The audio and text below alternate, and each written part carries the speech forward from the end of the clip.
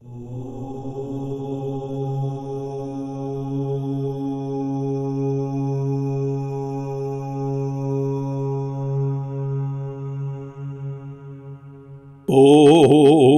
सहना ववतु सहनौ भुनक्तु सह वीर्यं करवावहै तेजस्विनावधीतमस्तु मा विद्विषावहै।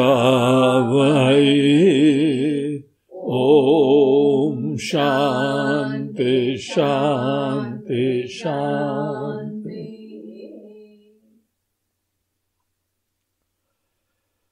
हरिओम। कल हम लोग कठोपनिषद के अपने प्रवचन में देख रहे थे कि ब्रह्म विद्या, आत्म का ज्ञान एक समर्थ गुरु के द्वारा ही प्राप्त होता है और गुरु के द्वारा ही प्राप्त होता है। आप अपनी तरफ से कुछ कर्म करिए, भजन करिए, तपस्या करिए, तीर्थ करिए, ध्यान करिए, अनुष्ठान करिए, यज्ञ करिए, इन सब चीजों से बहुत ईश्वर की कृपा मिलती है, पुण्य की प्राप्ति होती है। लेकिन किसी भी चीज के द्वारा हमको आत्मा का प्रामाणिक ज्ञान नहीं प्राप्त होता है। इसीलिए एक बार वंस फॉर ऑल इस बात को बहुत अच्छी तरह से मन में बैठा के मन के अंदर दृढ़ निश्चय रखिए कि एक आपको इस विषय के बारे में बहुत अच्छे ज्ञानी गुरु का सन्निधि चाहिए, आशीर्वाद चाहिए, उनका साथ चाहिए। और वो भी गुरु इस समय जीते जागते होने चाहिए। हम लोग का देश बहुत महान है, यहां एक से एक महान आचार्य हुए हैं, सन्यासी हुए हैं, संत हुए हैं। आप अनेकों शहरों में, अनेकों गांव में चले जाइए, वहां पे कथाएं विराजमान है, उनके मंदिर विराजमान है, उनके स्मारक विराजमान है, उनकी समाधियां विराजमान है। इन सब लोगों से हमको प्रेरणा मिलती है, दिशा मिलती है, उनके प्रति श्रद्धा भक्ति भी बड़ी कल्याणकारी होती है। लेकिन हाँ, एक बात है, वो हम लोगों के वैदिक संप्रदाय के होने चाहिए। अनेकों दूसरे लोग भी हैं, दूसरे धर्म के भी हैं, लेकिन उन लोगों से हमको कोई शास्त्रीय ज्ञान नहीं प्राप्त होता है, क्योंकि उनको खुद ही नहीं पता, तो फॉलो ही नहीं कर रहे थे। इसीलिए केवल इतना पर्याप्त नहीं है कि कोई बहुत ही अच्छा जो है सेवा करता है, कृपा करता है, भजन करता है, ये पर्याप्त नहीं है। इसमें बहुत सूक्ष्म पॉइंट होते हैं, सबको नहीं पता है, इसीलिए भोले भाले लोग कहीं पर भी आकर्षित हो चले जाते हैं। तो इतना बस अपनी परंपराओं के प्रति श्रद्धा रखो, स्वाभिमान रखो। जो भी अपने सनातन धर्म के लोग हैं, उनके प्रति खूब आदर रखो, सेवा करो उनकी। तो ये हम लोग करें। लेकिन जो भी ऐसे अनेक प्रसिद्ध संत पुरुष लोग हैं, किसी से ज्ञान नहीं प्राप्त होगा आपको। ज्ञान कोई चमत्कार नहीं होता है। ज्ञान के लिए भगवान खुद अवतरित होके 1 to 1 संवाद करते हैं। देखिए, अर्जुन को ज्ञान चाहिए था। कितना सौभाग्य है कि वहां पे जीते जागते इन फ्लैश एंड ब्लड साक्षात हमारे सामने हमारे गुरुदेव होने चाहिए। ऐसे हों जिनके प्रति आपकी परम श्रद्धा विश्वास हो कि ये जानते हैं, और उनके सामने आप अपना पूरा मन खोल सकें। कैसे भी प्रश्न हो उनके सामने पूछ सकें। इतना अपनापन हो, इतना विश्वास हो कि कोई प्रॉब्लम नहीं है। हमारे मन के अंदर कैसा भी, आपको भूमिका बनाने की भी जरूरत नहीं। महाराज जी छोटा सा प्रश्न है, बोलते हैं छोटा बड़ा तुम छोड़ो, सिधाई से प्रश्न करो। सो कॉल्ड बड़े प्रश्न भी आपको पता है छोटे प्रश्न होते हैं। इसीलिए जबरदस्ती अपने अंदर फोकट की विनम्रता मत दिखाओ, सरलता रखो। और जो मन के अंदर प्रश्न है पहले तो अपने मन को खगोलो, इंक्वायर करो, है क्या प्रश्न, गठान क्या है तुम्हारी। और ये एक जीते जागते गुरु के पास ही होता है समाधान। क्या किसी डॉक्टर की फोटो रख के आप डॉक्टर से मार्गदर्शन लेते हैं क्या? डॉक्टर साहब कोरोना का लॉकडाउन चल रहा है, आपकी फोटो रख के हम बात कर लेते हैं आपसे। अब वो डॉक्टर साहब क्या बताएंगे? जो फोटो वाले डॉक्टर है ना, वो वही बताएंगे जो आपकी इच्छा होती है। बड़ी इंटरेस्टिंग बात है। आप मंदिर में जाइए, अपने फोटो रखिए, मूर्ति रखिए, कहीं पर जाइए, आज भगवान ने हमसे कुछ बोला, और आपको पता क्या बोलते हैं? जिसके बारे में हमारे मन के अंदर एक संभावना थी वही बोल देते हैं। बोलते वाह क्या प्रभु, धन्य हो, क्या धन्य हो, तुम्हारी बुद्धि की उनका उपदेश। इन सब बातों को बहुत अच्छी तरह समझ लो। अनेकों संतों का जो है वह आदर करो, भजन करो, कोई हर्जा नहीं है, लेकिन ये समझ लो कोई गुरु ज्ञान नहीं देते ये लोग। जीवन बर्बाद करोगे आप केवल भाव विभोर होके, दर्शन करके। क्या दर्शन करते हो? केवल उनका रूप का दर्शन करके आते हो तीर्थ में। तो बहुत हो गया ये बचपना, अब ठीक है। उनके जो है अंदर से उपदेश निकलने दो, उसके लिए उनको जीते जागता होना चाहिए। इतना सब विवेक बहुत आवश्यक है। खासकर हम जब आजकल दुनिया में पूरी स्थिति देखते हैं तो पता लगता है इतना ज्ञान भी अनेकों को है ही नहीं। कोई भी संत, कोई भी बाबा, बाबा रे बाबा, उनके पीछे पड़े, बस वो तो हमारे गुरु वही, हमारे जो है भगवान वही है। अरे हैं, उसमें कोई नहीं प्रॉब्लम है, लेकिन आपको ज्ञान नहीं देंगे वो। जीते जागते गुरु के साथ संवाद होना चाहिए। और किसी गुरु के पास जाके निवेदन करना, उसमें आपका अनेकों प्रकार की परीक्षा हो जाएगी। घर से माया मोह आपका हटा है कि नहीं, अनेकों रिश्ते नातों से हटा है कि नहीं, वहीं घर के अंदर बिल में घुसे रहते हो। हर व्यक्ति का घर जो है ना एक बिल है चूहे का। वो चूहा अपने घर से निकलता ही नहीं है। घर से निकलो, अनेकों के तीर्थ में जाओ, दर्शन करो, आश्रमों में जाओ, थोड़े हट्टे कट्टे बनो। किसी भी प्रकार के टॉयलेट से काम चला लेना, और नहीं हो तो लोटा लेके जंगल में चले जाओ। वैसे तो आजकल स्वच्छ भारत की कृपा से गांव-गांव में टॉयलेट है, चिंता मत करना। लेकिन नहीं भी हो तो भी कोई चिंता नहीं। थोड़े इस तरीके से आदमी को समर्थ होना चाहिए। कमजोर लोग नहीं प्राप्त करा करते हैं। नायम आत्मा बलहीन न लभ्य, बहुत ही कमजोर पराधीन चूहा बन के बैठोगे तो ज्ञान में नहीं प्राप्त होएगा। केवल अपने दिल को बहलाते रहोगे, जीवन बर्बाद हो जाएगा। मनुष्य जीवन में एक बहुत बड़ा आनंद आपको मिल सकता है, लेकिन उसके लिए थोड़ा सा साहसी होना पड़ेगा, बलवान होना पड़ेगा।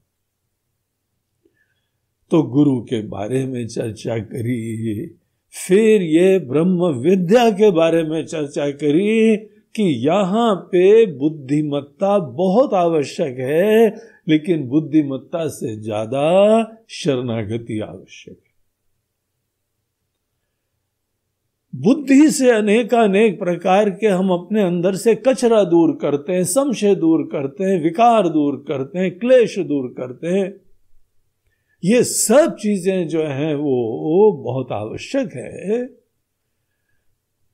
नासमझी से ही लाए थे, मोह से लाए थे, इसीलिए ठीक विचार से दूर हो जाएगा। गहराई से विचार करो, अपने मन को साफ करने के लिए गहराई से विचार करो,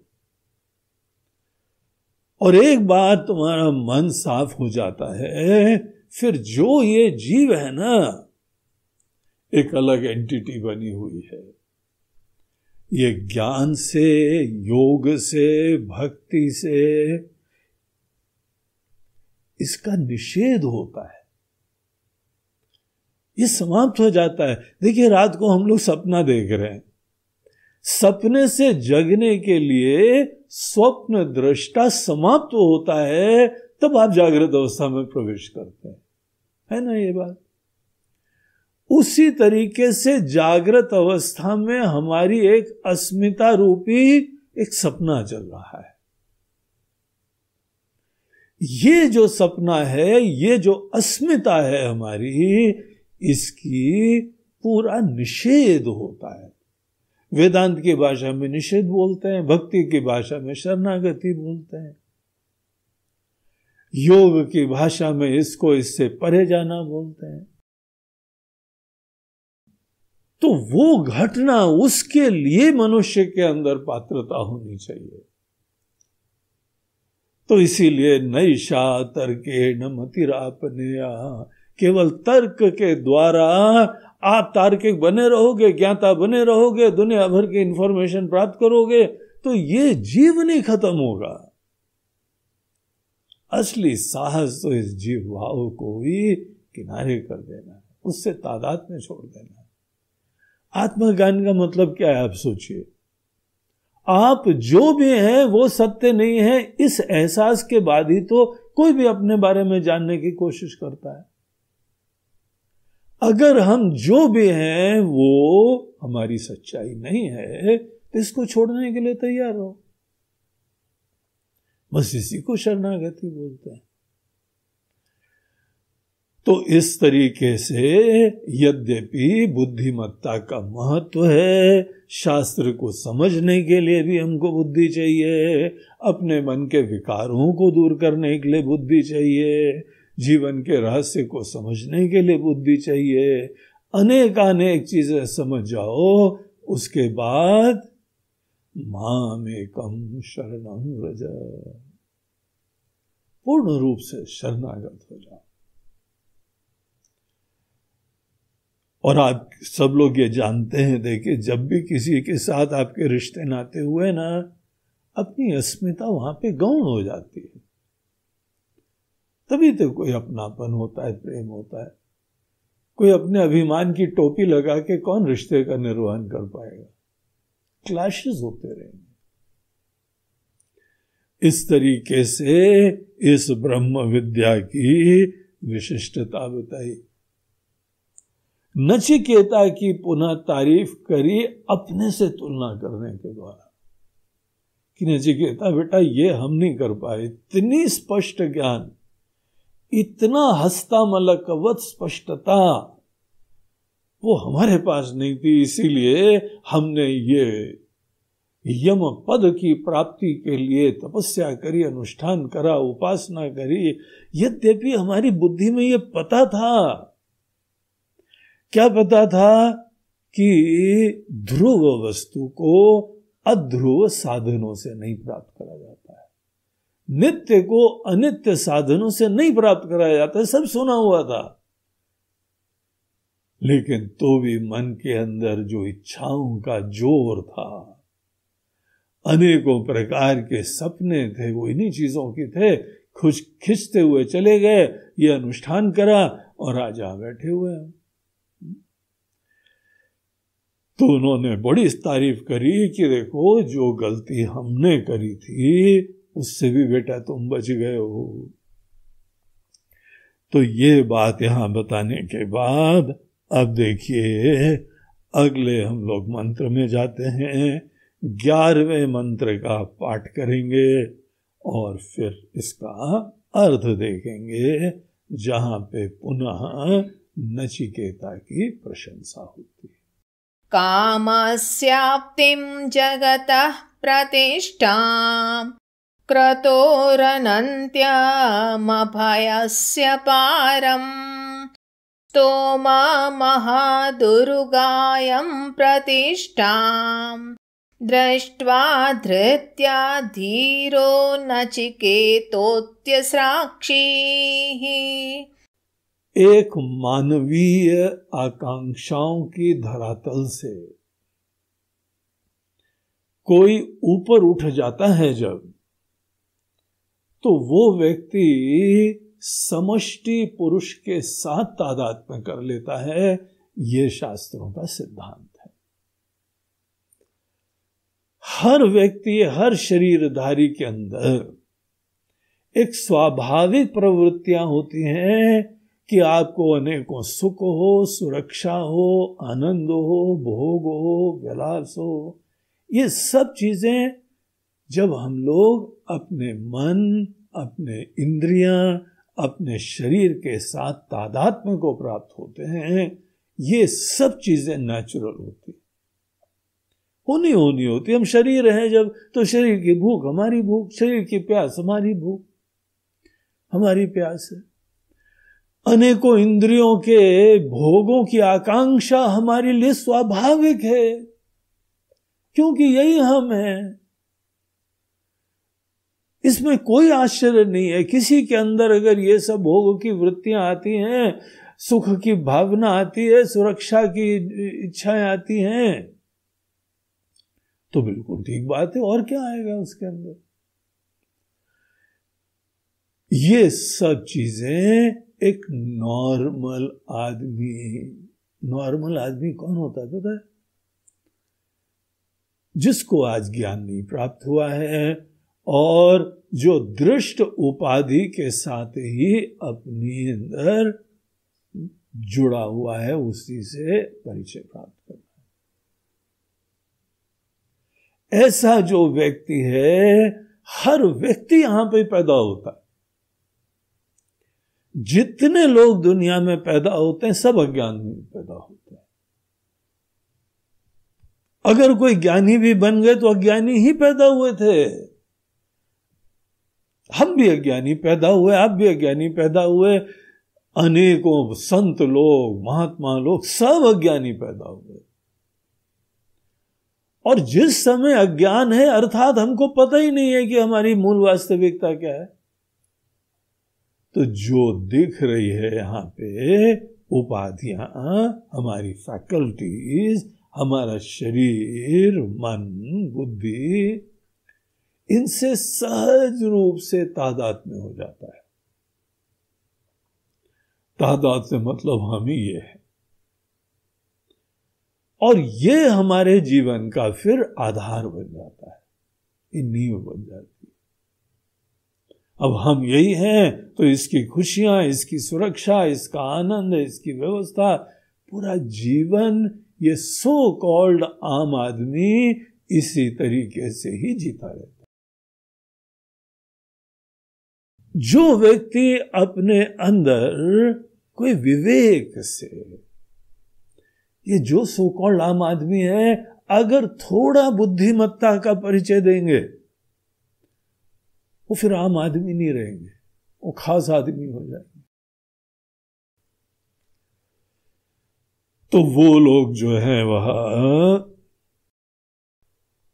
बुद्धिमान व्यक्ति, विवेकी व्यक्ति हो जाएंगे। जब किसी को देखा कि यहां से चला जाता है, मर जाता है, शरीर तो यहीं छूट जाता है, ऐसे बुद्धिमान व्यक्ति फिर शरीर के साथ संबंध बदल लेते हैं। ये तो जो है हमने सुना भी है, अनेकों भजनों में भी, अनेकों प्रवचनों में, अनेकों बड़े बुजुर्गों ने बताया कि शरीर हमारा चोला है। और ये स्ट्राइक करती है जब किसी के अंतिम संस्कार को हम देखते हैं। शरीर हम नहीं है। थोड़ी बुद्धिमत्ता हम रखें तो हम शरीर के से अलग अपने आप को देखने लगे। थोड़ी और बुद्धिमत्ता रखिए तो जो जो दृश्य है वो हमसे अलग होता है और हम उसके दृष्टा होते हैं। दृष्टा सदैव दृश्य से अलग होता है। तो अपने मन, इंद्रियां आदि से भी अलग होके जीने का अभ्यास होता है। इनको अपने करण कहते हैं। हमारे पास अंतःकरण है, बाहरी करण है, अनेकों फैकल्टीज हैं, इंस्ट्रूमेंट्स हैं। करण इंस्ट्रूमेंट्स को बोलते हैं। तो थोड़ी बुद्धिमत्ता रखिए, इनसे भी अलग होते जाते हैं। जो व्यक्ति अनेकों सो कॉल्ड कॉमन मैन की धरातल से उठ जाता है, उसको कहा जाता है कि यह समष्टि के धरातल पे जग गया है। उसकी सोच कॉस्मिक हो जाती है, बड़ी व्यापक हो जाती है। ऐसी अनेकों उपासनाएं होती है, जिसको बोलते हैं कि यह विराट पुरुष हिरण्यगर्भ की उपासना। हिरण्यगर्भ की उपासना में आदमी के अंदर प्रेरणा भी होती है, बड़ी व्यापक सोच होती है, बड़ी व्यापक विचार होते हैं, बड़े व्यापक। ये बुद्धिमत्ता से, सद्गुणों से, सत्संग से कोई भी व्यक्ति प्राप्त कर सकता है। यहां इस 11वें मंत्र में यमराज जी नचिकेता को बोलते हैं कि बेटा, तुमने जो सिद्ध करा है तुमको खुद एहसास है क्या क्या क्या प्राप्त करा है? हम उसका थोड़ा सा अपने दृष्टिकोण से निरूपण करते हैं। कामस्याप्तिम जगतः प्रतिष्ठाम कृतोहो अनंत्यम अभयस्य पारम स्तोम महत उरुगायम प्रतिष्ठाम दृष्ट्वा। ये जो शब्द है ना, ये जब व्यक्ति थोड़ा बुद्धिमान होता है तो उसके व्यक्तित्व के अंदर ये परिवर्तन आते हैं। हम अगर बुद्धिमान हैं तो ऐसे परिवर्तन व्यक्तित्व में दिखते हैं। यही अच्छे स्टूडेंट के लक्षण भी होते हैं। तो शुरुआत करते हैं इनको ब्रीफली, हम लोग एक एक चीज को देखें। कामस्याप्तिम।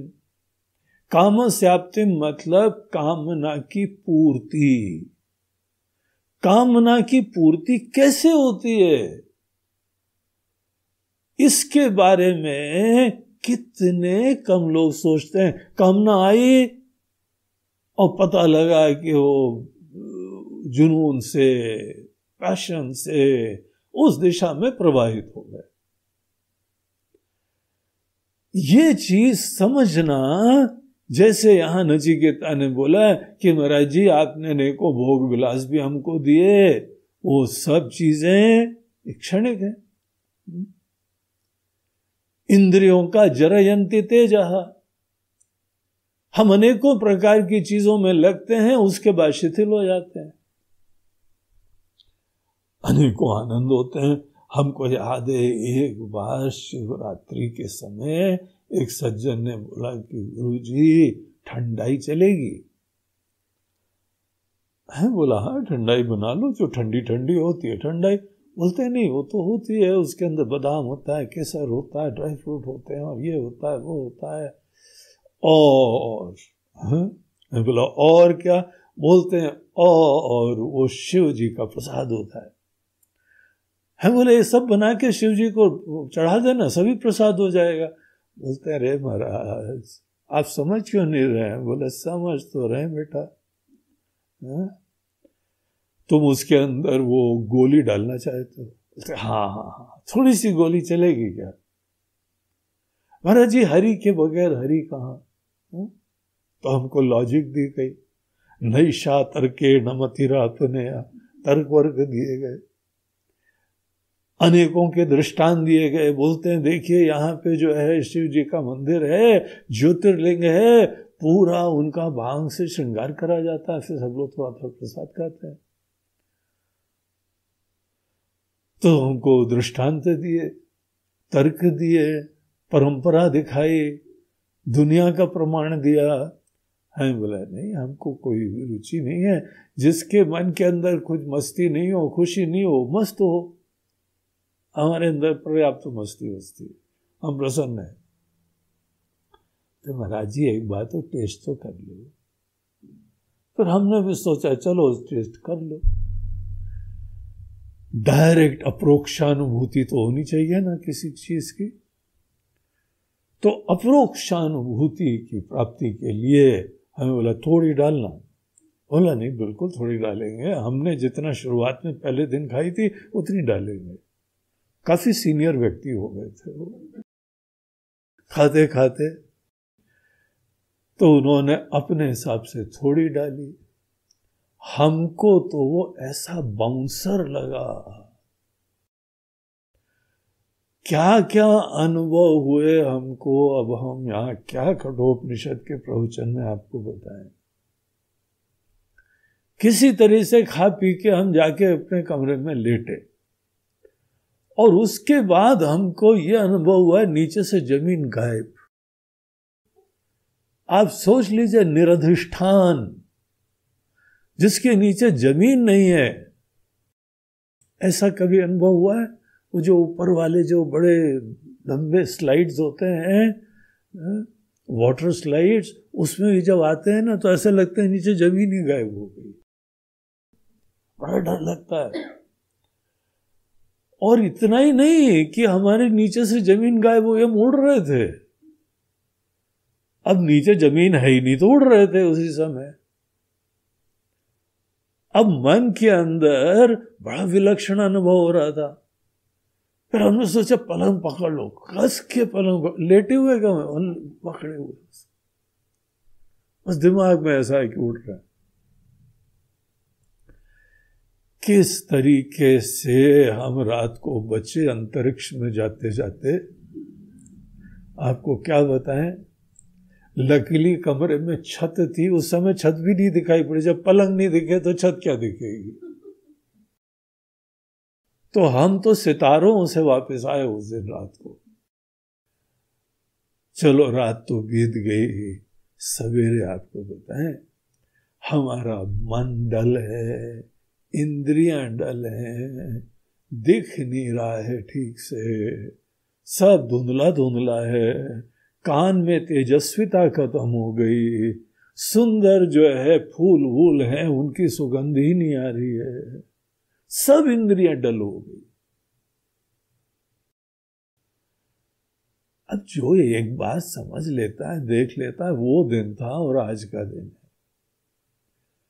है। बेवकूफ लोग हैं जो ये सब लेते हैं, शिव जी को बदनाम करते हैं इसलिए लेते हैं। कोई भी कामना की पूर्ति के बाद हम लोगों का शरीर इंद्रिय वो जरयंती तेजा मंद पड़ता है, शिथिल होता है, और बहुत कुछ होता है। आप जब बहुत पैशनेटली किसी चीज की तरफ जाते हैं तो उसका शोभनत्व तो अध्यास दृढ़ होता जाता है, आप उसी के ऊपर पराधीन रहते हैं। आप कभी जीवन में अंतर्मुख होकर अपने अंदर आनंद की संभावना से वंचित हो जाते हैं। किसको नुकसान होता है? कामना की पूर्ति करते करते आपको कामना की पूर्ति के ये सब कॉन्सिक्वेंसेस पता होने चाहिए, अनुभव करना चाहिए। हम अपने अंधेपने में बाकी बहते चले जाते हैं, ध्यान ही नहीं देते हैं। धन्यो नचिकेता कामस्याप्तिम, काम की पूर्ति, कामना की समाप्ति, कामना का रहस्य। आज तुमको कोई कामना आई नहीं रही बेटा, विचित्र हो तुम कौन से जो है वो हिरण्यगर्भ की अवस्था में जग गए हो? ऐसी समष्टि मन और बुद्धि हो गई तुम्हारी। जैसे जैसे ये मानवीय धरातल से मुक्त हो, आप व्यापक होते जाते हो। बहुत सारे बिंदु हैं कामना के संदर्भ में। अगर एक पॉइंट को, एक शब्द को ले लें तो 1 घंटे भर का प्रवचन केवल इसके ऊपर हो जाएगा। लेकिन ये हमारा इस समय संकल्प नहीं है। हमारा संकल्प है पूरी इस ग्रंथ को ओवरव्यू देखना है हमको। इन 45-46 दिनों में पूरे संवाद को हमको देखना है। तो यहां उन्होंने कहा, तुमने जो है काम की समाप्ति का रहस्य देखा, जगत की प्रतिष्ठा, जगत का आधार क्या है। तुम जगत से प्रभावित ही नहीं होते यार। बढ़िया बढ़िया इंसान हो, नाइस टू मीट यू। ऐसे से मिलके ही बड़ा आनंद आता है कि दुनिया असार हो जाती है इन लोगों के सामने। नचिकेता के सामने दुनिया अच्छी है, संवेदना है, देखता है, अनुभव करता है, कि न राग न द्वेष। और जब व्यक्ति दुनिया को, किसी चीज को भी देखता है पर्सनल, उसके अंदर कोई भी अच्छा लगता, नहीं अच्छा लगता, ऐसी भावना ही नहीं आती है। वो लोग जगत के बारे में कुछ और देखते हैं। वो लोग कोई बहुत अच्छी तरीके से देख रहे हैं, ज्यादा ही अच्छी तरीके से देख रहे हैं। इतनी अच्छी तरीके से देख रहे हैं कि इनको यहां पे सुख देना, दुख देने का प्रश्न ही नहीं आ रहा है। उनको ये देखने लगा ये तो अनित्य है। और जब कोई चीजें अनित्य होती हैं तो उसका अधिष्ठान, उसका आधार निश्चित रूप से कोई ना कोई स्थायी चीज तो होती है। उसका चिंतन वहां होने लगता है। बाकी सब विषय को देख के भोग से लालायित होते हैं, और वो भोग को देख के उससे असंग होता है और ईश्वर का स्मरण करने लगता है, नित्य तत्व का स्मरण करने लगता है। ये शुद्ध बुद्धि का लक्षण है। जगतः प्रतिष्ठान, जगत का आधारभूत तत्व कौन है? वही ईश्वरीय सत्ता है। जो जगत से मुक्त हो वो जगत के हर चीजों में ईश्वर का अस्तित्व देखने लगेगा। जो जगत का आधारभूत तत्व है उसका दर्शन करने लगेगा। हर जगह उसको ईश्वर दिखाई पड़ते हैं। गीता में तो हमको उसके लिए एक्सरसाइज दी गई। बोला शुरुआत में तुम जगत में जो भी ग्लोरियस हो, विभूतिमय हो, उसको देखो और ईश्वर का ही स्मरण करो। और फिर 11वें अध्याय में पूरे जगत को ईश्वर का ही विराट रूप दिखाया। अब जब आप अपने इष्ट भोग पदार्थ देखते हैं तो वहां उसी विषय से हमको भोग प्राप्ति होगी, ऐसे स्वकेंद्रित दृष्टि ही प्रदान हो जाती है। स्वकेंद्र दृष्टि वाले को चीज दिखाई नहीं पड़ती है। हमको चाहिए, हमको चाहिए, हमको अच्छा लगा, हमको नहीं अच्छा लगा, जो ये भाषा बात करेगा ना, दूसरे को देखने का टाइम नहीं है। वो मेंटालिटी ही नहीं होती है।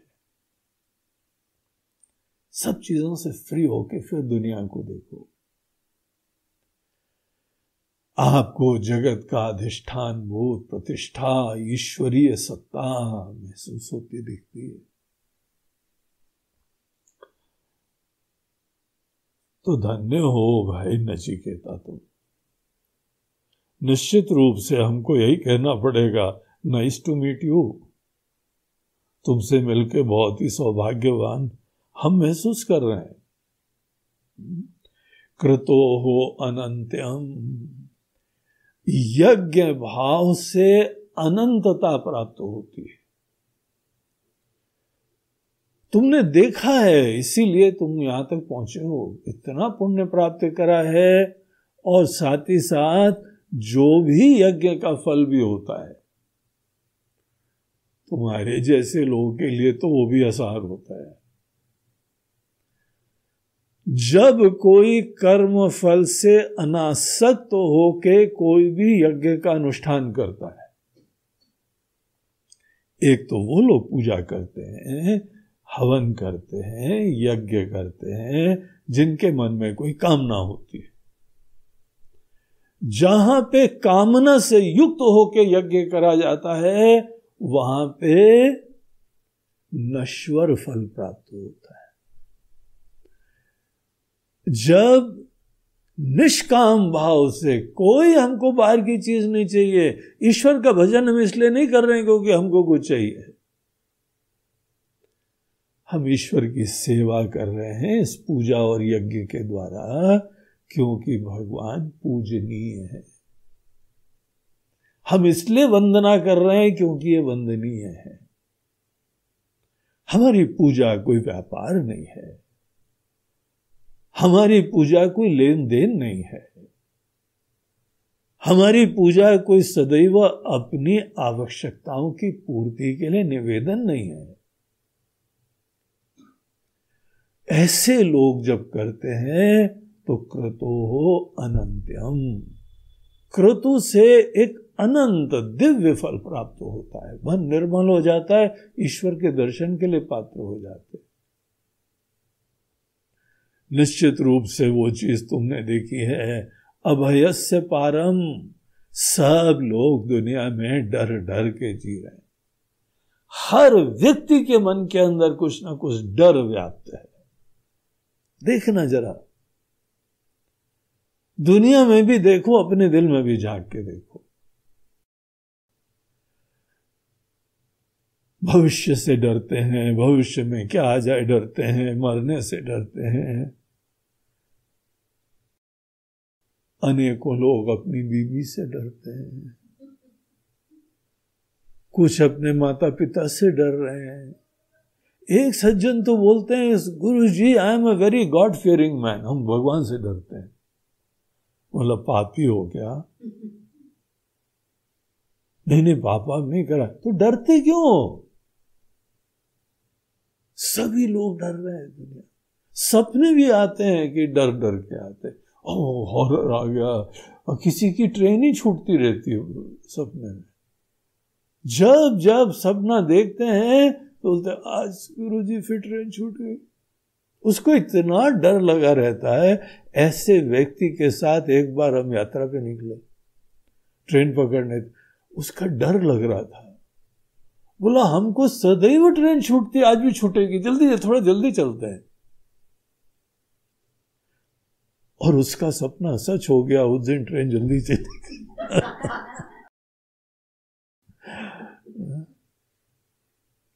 ऐसे लोग डर डर के जीते हैं। प्रार्थना करें वो डर से, रिश्ते हो तो डर से।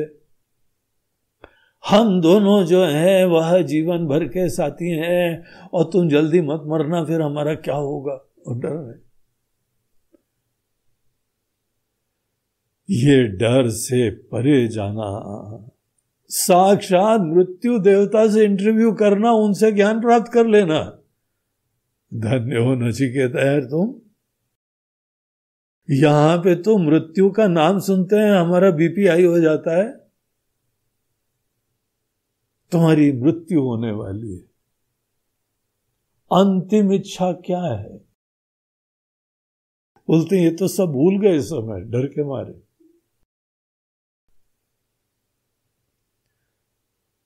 सोचिए, कठोपनिषद में मृत्यु के साथ संवाद हो रहा है, और क्या प्रमाण है अभयस्य पारम। अभयस्य पारम मतलब डर से पार जाके अभयत्व की प्राप्ति कर लेना, निडर हो जाना। ऐसे लोग ही खोजी होते हैं, ऐसे लोग तलाश करते हैं। स्तोम महत उरुगायम प्रतिष्ठाम दृष्ट्वा।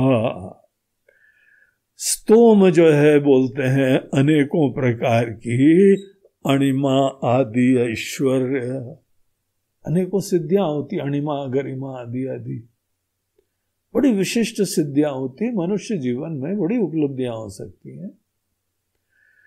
तो ये भिन्न भिन्न प्रकार की सिद्धियों में पतंजलि जी अपने योग शास्त्र में भी सिद्धियों की चर्चा करते हैं कि अगर तुम ये साधना में ये ध्यान नहीं रखोगे तो ये सिद्धि तो होगी लेकिन फंस जाओगे। और वो बोलते हैं कि हम सब सिद्धियों के बारे में बात कर रहे हैं, इसलिए कर रहे हैं क्योंकि इस चक्कर में पड़ना नहीं तो। लेकिन दुनिया में किसी के पास सिद्धि दिख जाए, सामर्थ्य दिख जाए विशिष्ट, वो तो बहुत आदर का और लोगों की श्रद्धा का पात्र बन जाता है, भीड़ भाड़ लग जाती है। अनेकों योगी लोग जमीन के अंदर थोड़े दिन बैठ गए, देखो क्या भीड़ लगती है दर्शन मात्र के लिए। अनेक सिद्धियों को से जो युक्त होता है वहीं पे नमस्कार होता है, चमत्कार को ही नमस्कार होता है। हमारे गुरुदेव कहते थे कि कोई चक्कर में अपना सबसे बड़ा जो है चमत्कार तुम जिंदा हो ये है, और कोई तुमको चमत्कार नहीं सोचना चाहिए। तुम जीवित इंसान हो, अनेकों प्रकार के भौतिक पदार्थ आके इकट्ठा हो गए हैं, तुम सोच रहे हो, तुम फील कर रहे हो, तुम समझ रहे हो। कितनी अद्भुत सी बात है, तुम्हारा शरीर चल रहा है, तुम्हारा हृदय धड़क रहा है, तुम्हारा पेट में पाचन की प्रक्रिया चल रही है, तुम्हारी सांस की प्रक्रिया चल रही है, तुम्हारा हृदय जो है, जिगर जो है, लिवर, वो इतना अद्भुत काम कर रहा है। ये सब चीजें चमत्कार नहीं तो क्या है। लेकिन ये सब चीजें किसी को जब दिखाई नहीं पड़ती हैं तभी अनेक अणिमा गरिमा आदि, बहुत ही लाइट हो जाना, बहुत ही हैवी हो जाना, ये सब सिद्धियां होती हैं। इनको जो है वो स्तोम महत, बड़ी महान, उरुगायम जिसकी बड़ी विस्तीर्ण गति होती है, बड़ी व्यापक गति होती है, उसको बोलते हैं उरुगायम।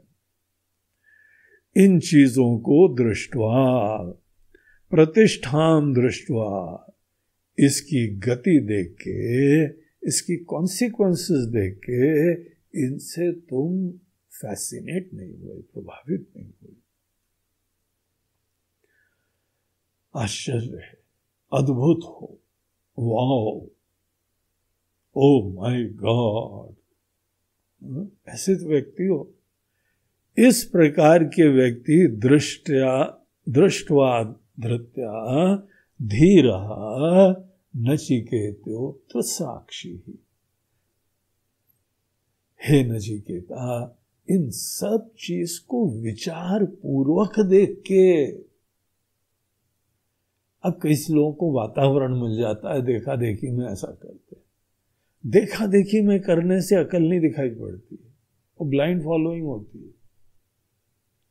समझ के, विचार करके, धृत्या, बड़े धैर्य से, धीरा, बुद्धिमान व्यक्ति, समझ के, विचार के, अत्यस्राक्षी ही, अत्यस्राक्षी मतलब त्यक्तवान, इसको तुमने छोड़ दिया। और छोड़ने का भी अभिमान नहीं, ऐसा छोड़ा जाता है जहां पे बोलने तक की बात नहीं है, हमने छोड़ दिया है। आप केला खाते हैं, उसके बाद छिलका छोड़ देते हैं, तो क्या छिलके के त्याग का कोई चर्चा करते हैं? आज मैंने जो है छोड़ दिया किसी चीज। क्या छोड़ दिया? केले का छिलका छोड़ दिया। वाह क्या बात है। हे त्याग शिरोमणि, आपने केले का छिलका त्याग दिया। अब मार वो नाक ऊपर करके घूमे, परम त्यागी। अनेकों चीज जो है वह त्यागने के बाद जब कोई बुद्धि से त्यागता है, विचार पूर्वक त्यागता है, उसको असार देख के त्यागता है। असार चीज के त्याग में कोई अभिमान नहीं होता है। तो नचिकेता तुमको जो है ये देख के अहो बता अनुत्तम गुणों सी, तुम बहुत ही अद्भुत प्रकार के गुणों से युक्त हो। ये जो है यहाँ पे वो फिर इनकी स्तुति कर रहे हैं। अब आगे जो है वो आत्मज्ञान के बारे में हम लोगों को कुछ विशिष्ट लक्षणाएं देते हैं। तो 12वां मंत्र देखिए। तं दुर्दर्शं गूढमनो प्रविष्टं गुहाहितं कः वरेष्ठं पुराणम् अध्यात्मयोगाधिगमेन देवं मत्वा धीरो हर्षशोको जहाति। तो इस 12वें मंत्र में जिस आत्मज्ञान की नचिकेता ने प्रार्थना करी, तीसरे वरदान की तरीके से उसने निवेदन करा, उस आत्मज्ञान की महिमा दिखाते हैं, उसका फल दिखाते हैं। बोलते हैं कि ये जो तत्व है तम दुर्दर्शम, ये जो तत्व है नचिकेता जिसको तुमने पूछा है और जिसके बारे में हम बताने वाले हैं, वो अत्यंत सूक्ष्म है। दुर्दर्शम उसको बोलते हैं, जिसको देखना बहुत ही सूक्ष्म होता है, बहुत ध्यान देना पड़ता है, बहुत बुद्धिमत्ता चाहिए। नहीं तो सुन तो लेते हैं लेकिन खुद नहीं जान पाते। हमारा ज्ञान परोक्ष ही रह जाता है, अपरोक्ष नहीं हो पाता है। अपरोक्ष ज्ञान से ही मुक्ति होती है। परोक्ष ज्ञान इंफॉर्मेटिव होता है। इंफॉर्मेशन बहुत आवश्यक होती है, दिशा निर्धारित होती है, दिशा देती है, डायरेक्शन देती है, प्रेरणा देती है।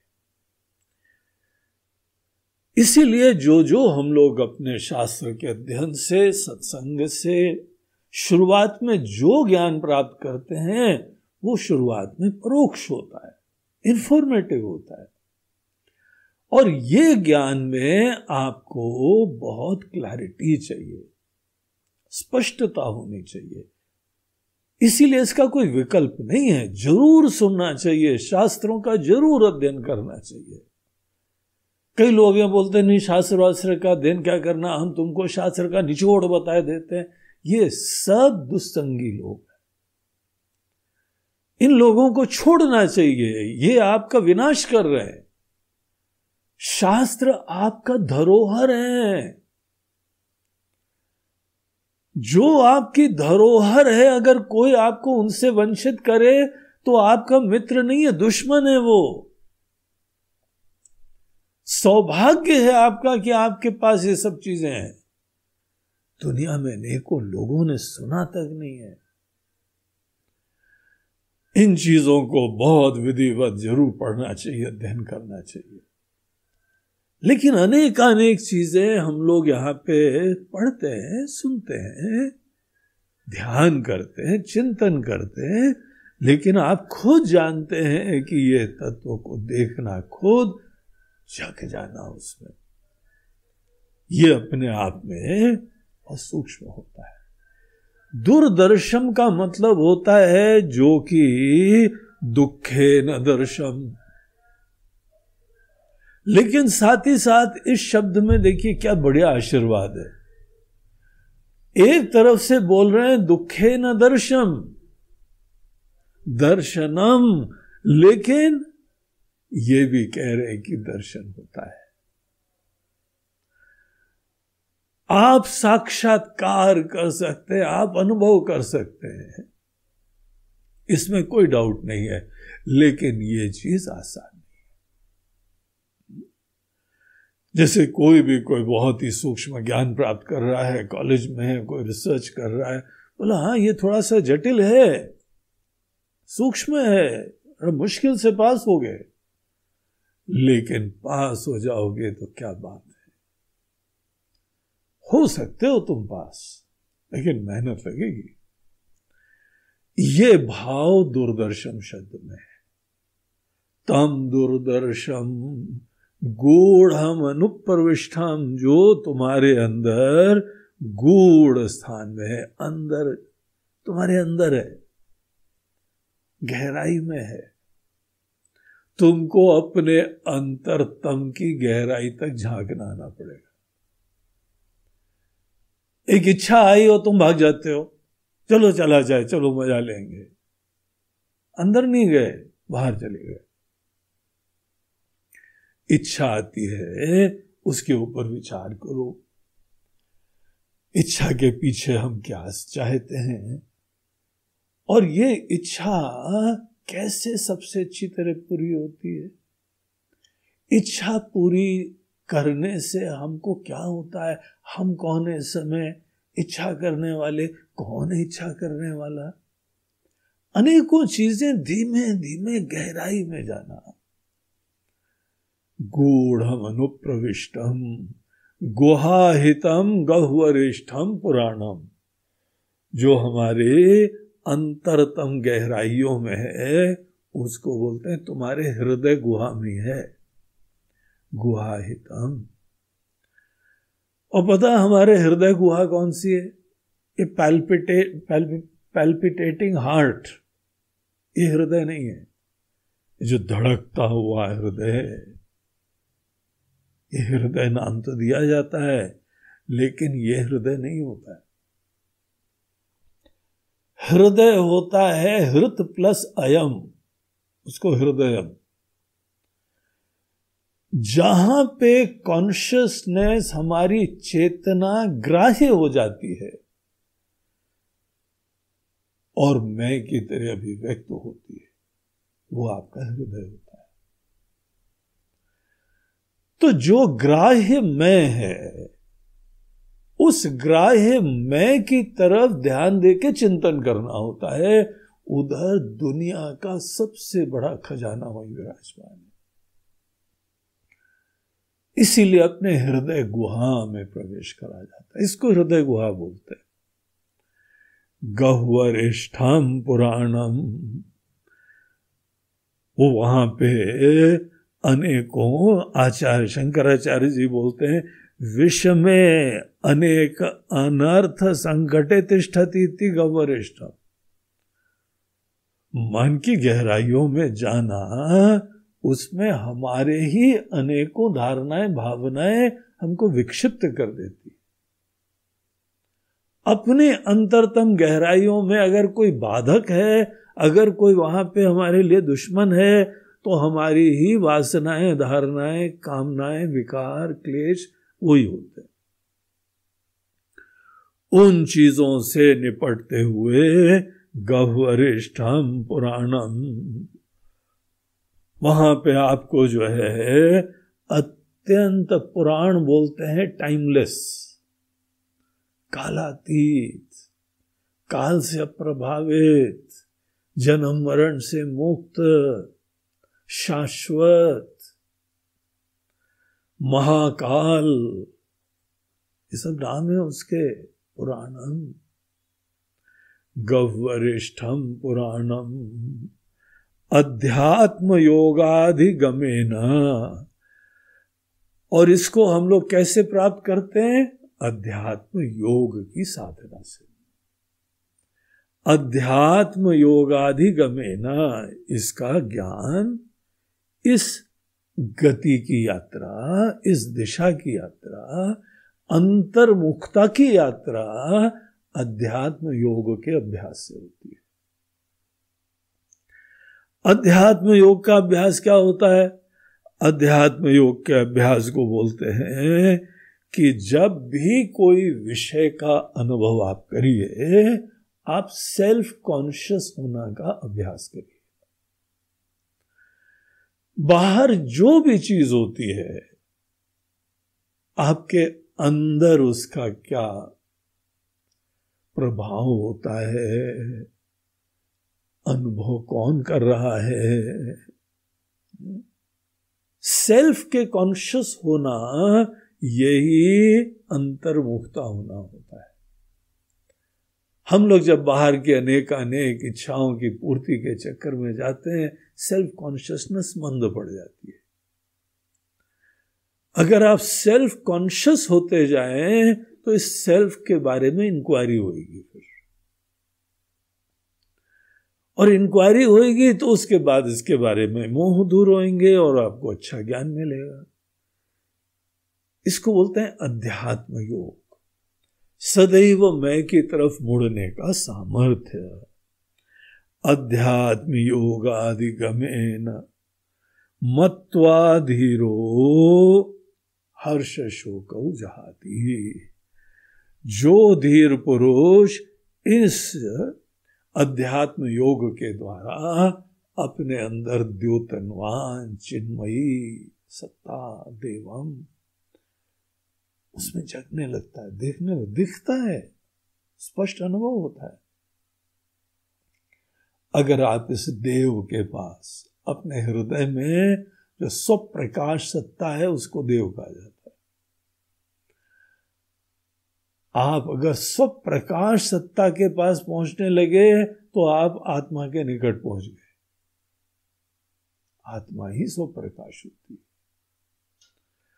ऐसी चीज को नचिकेता, जो धीर पुरुष जानता है, वो व्यक्ति इसी ही दुनिया में रहता ऐसे आनंद में जगता है, पूर्णता में जगता है कि बाहर की छोटी मोटी उतार चढ़ाव से कुछ फर्क नहीं पड़ता है।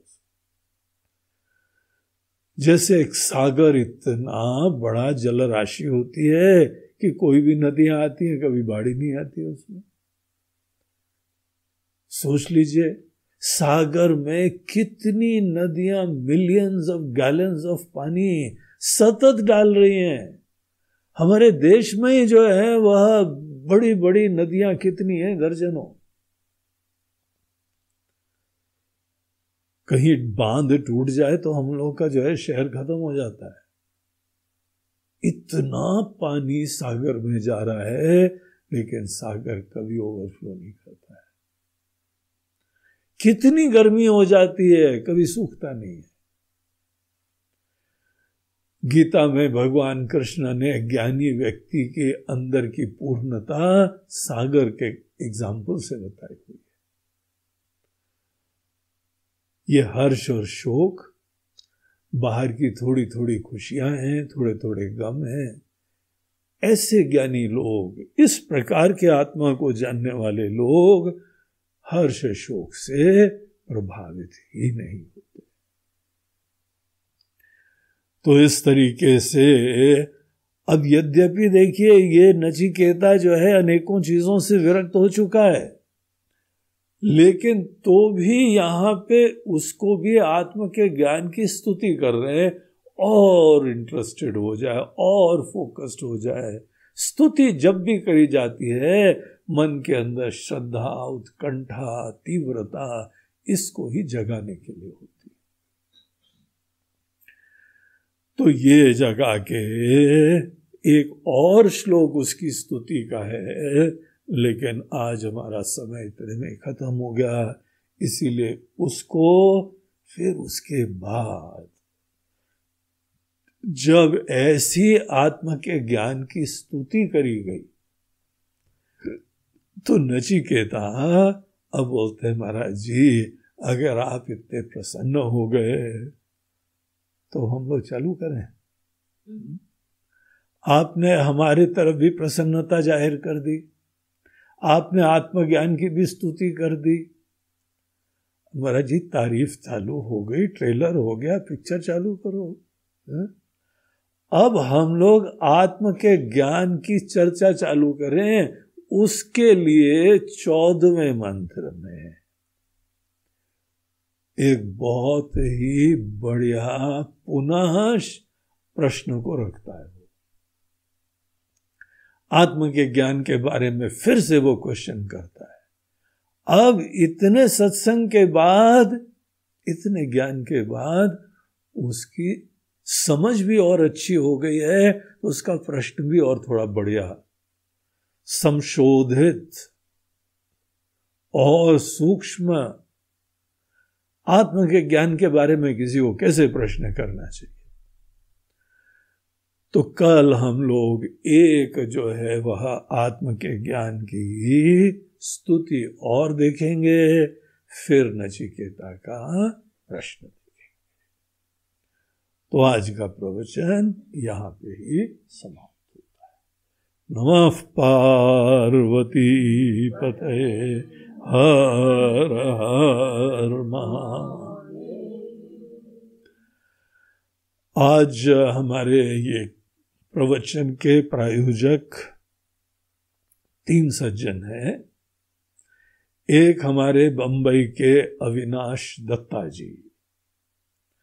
अविनाश दत्ता जी ने अपनी दिवंगत स्वर्गीय माता जी करुणा दत्ता, स्वर्गीय करुणा दत्ता जी के स्मृति में उनको श्रद्धांजलि पे करते हुए, अपने जो है प्रोफाउंड रिस्पेक्ट्स पे करते हुए, उनके लिए ये यहाँ पे प्रायोजन करा है। तो उनकी दिवंगत माता जी करुणा दत्ता जी के लिए हम प्रार्थना करते हैं ईश्वर से कि उनको और सद्गति प्रदान करें, और उनके सुपुत्र अविनाश जी और उनका जो पूरा परिवार है, बच्चे लोग हैं, उनका परिवार, सब पे पितरों की कृपा होनी चाहिए। तो पहले प्रायोजक अविनाश जी थे। दूसरे लखनऊ के एक दंपति हैं, बड़े भक्त धर्मनिष्ठ, वीरेंद्र और नम्रता दुबे। तो दुबे जी हैं लखनऊ के, वो बहुत ही जो हैं वो भी धर्मनिष्ठ हैं, बड़े सेवा भावी हैं, सब संतों की सेवा करते हैं।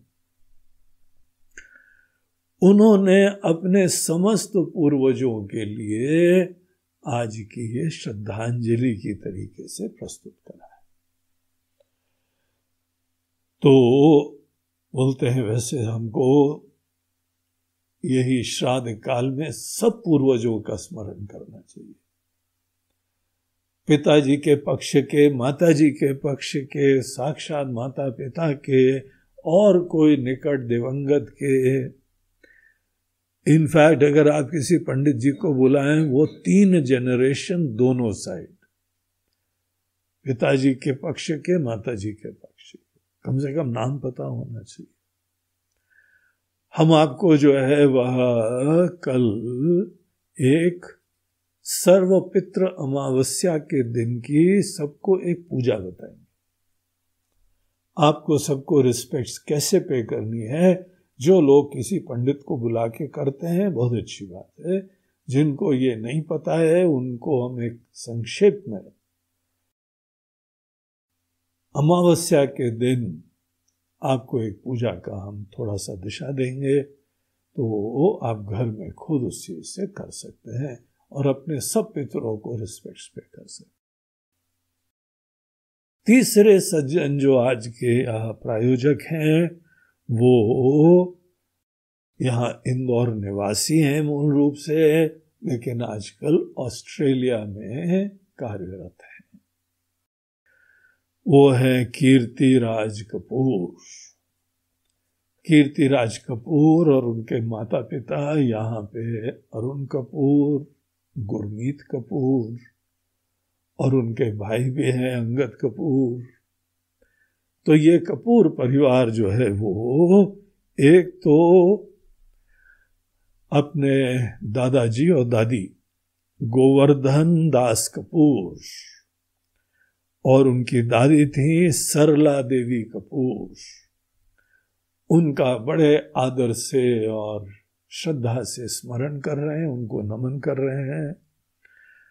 और उनके चाचा जी भी शीघ्र ही दिवंगत हो गए थे। उनका नाम था अशोक कपूर। तो कीर्ति के जो चाचा जी थे अशोक कपूर, उनको भी श्रद्धांजलि दे रहे हैं, उनके लिए प्रार्थना कर रहे हैं। और उनकी अशोक जी की पुत्री थी, उनका भी जो है वह शीघ्र देहावसान हो गया था। इनकी दीदी है कीर्ति की। तो मेघना कपूर इन सब लोगों को वो प्रणाम कर रहे हैं और इनके प्रति अपनी श्रद्धांजलि अभिव्यक्त कर रहे हैं। ईश्वर से प्रार्थना है कि ये सब लोग इस ब्रह्मांड में जहां पर भी हो, सब ईश्वर की कृपा के पात्र बने रहे और अपने यहाँ परिवार के लोगों के लिए उनका पूरा स्नेह और आशीर्वाद बना रहे। हरि ओम।